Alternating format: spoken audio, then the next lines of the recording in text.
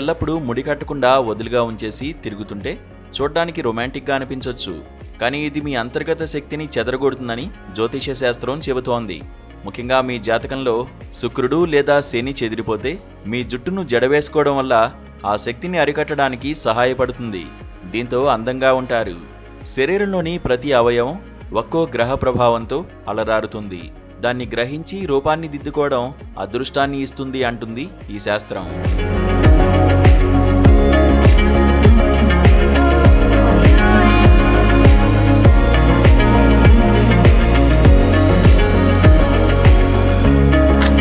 ఇక ధారణల విషయానికొస్తే ఎక్కువగా వెండిని ధరించండి, మృదువుగా ఉండండి అంటుంది శాస్త్రం. వెండిని చంద్రుడు పాలిస్తాడు. వెండిని మీ చర్మంపై, మీ చెవుల్లో ధరించడం సౌందర్యం గురించి కాదు. ఇది భావోద్వేగ ఘర్షణను తగ్గించడం కోసం మాత్రమే. ప్రశాంతమైన ముఖం సంపూర్ణ ఆకృతిని మరింత ప్రశాంతవంతంగా ఉంచుతుంది. ఇవి కాక అందం పెరగడానికి స్నానం నీటిలో పచ్చిపాలు కలపండి. ఇది విలాసం గురించి కాదు, ఇది ఒక పురాతన ఆచారం. పాలు చంద్రుని శక్తిని కలిగుంటాయి. స్నానం చేసే నీటిలో ఒక చెంచా పాలను వేసి స్నానం చేయడం ఒక పురాతన చర్య. దీంతో ఒక విధంగా మీరు కనిపించని భారాలను కడిగేస్తారు.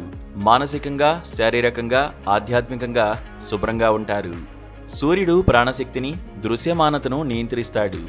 మీరు సూర్యుడికి నమస్కరించినప్పుడు మీరు మీ శరీరాన్ని శక్తివంతం చేయడమే కాదు, మీరు దైవికంగా కనిపించడానికి సహాయపడుతుంది. అందుకే పూర్వకాలం నుంచి సూర్య నమస్కారం చేస్తున్నారు. ఇకపై శుక్రవారాల్లో తెల్లని దుస్తులు ధరించండి. తెలుపు రంగు శుక్రుడిని శాంతింపజేస్తుంది. శుక్రుడు అందాన్ని ఇవ్వడమే కాకుండా ప్రపంచం మీ అందానికి ఎలా స్పందించాలో నియంత్రించే గ్రహం. శుక్రవారం తెల్లని దుస్తులు ధరించడం మూఢనమ్మకం కాదు, ప్రపంచం మరిచిపోయిన లయకు అనుగుణంగా ఇది జరుగుతుంది.